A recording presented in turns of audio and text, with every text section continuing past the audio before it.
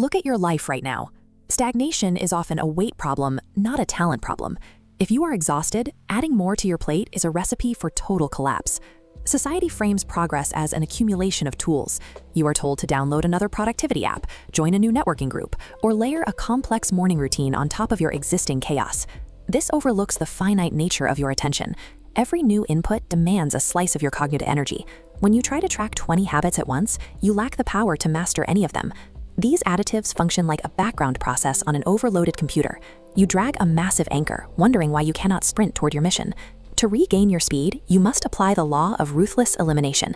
High achievement is the result of stripping away every variable that does not contribute to your central objective. Building a life through addition is like stacking wet clay. It eventually loses its shape. Subtractive optimization is more like carving marble. To reveal a masterpiece, the sculptor must violently strike the chisel. He removes the excess stone to find the precise form hidden within the noise. Your potential is currently buried, trapped under layers of useless habits, toxic social expectations, and obligations with no return for your future. We are going to audit your environment and your psyche. We will identify the deadweight and destroy it. Mastering this subtractive process is the divider between those who are perpetually busy and those who are effective. We begin with the audit of your environment. An individual cannot achieve peak performance in a setting that encourages distraction and low standards. Phase 1 is the social audit. Evaluate your inner circle based on their energy dynamics. If your peers prioritize gossip and short-term pleasure, they are taxing your mental reserves. If a connection drains you, you must cut the cord. This requires immediate distance.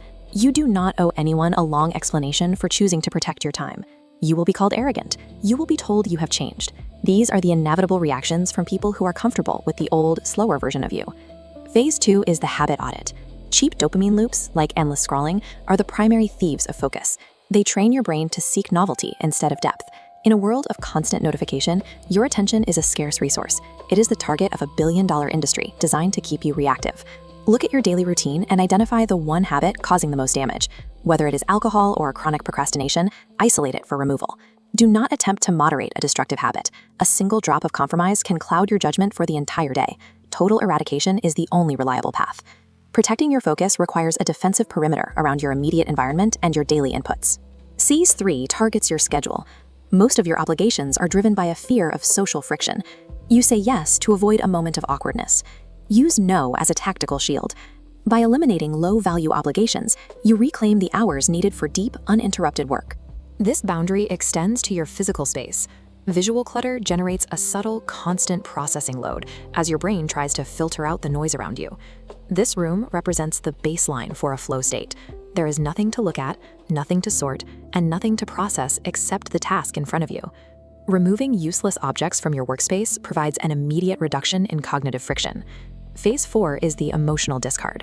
Replaying old grievances or nursing grudges consumes the mental power you need to build your future. Forgiveness is a pragmatic tool. It is the process of archiving a file that no longer serves a purpose.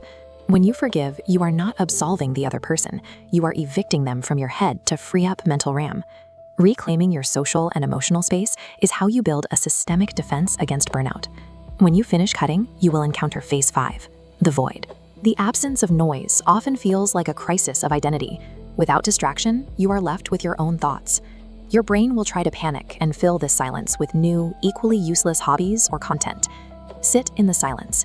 It is only in this emptiness that you can hear what you actually intend to do with your life. Most high achievers fail because they have too many goals. They try to launch a business and master a language in the same month. Chasing multiple complex objectives ensures none of them receive the energy required for a breakthrough.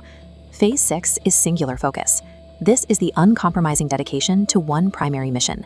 You must sacrifice your secondary desires to fund your primary objective. This is how you achieve disproportionate results.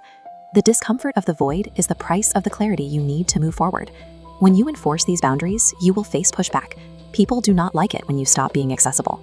This friction occurs because your discipline highlights their lack of it. Your focus is a mirror they didn't ask for. Expect people to use guilt to try and pull you back into your old habits. They want you back at their baseline so they can feel comfortable again. You must remain cold to these attempts. Do not explain your process or justify your time. Let your results speak for you. Silent execution is a more powerful argument than any debate. Protecting your mental fortress is a continuous task. It requires you to stand guard at the door of your mind every single day. Elimination is the mechanism that grants you mobility. By removing the frictions of society, you regain the capacity to move without resistance.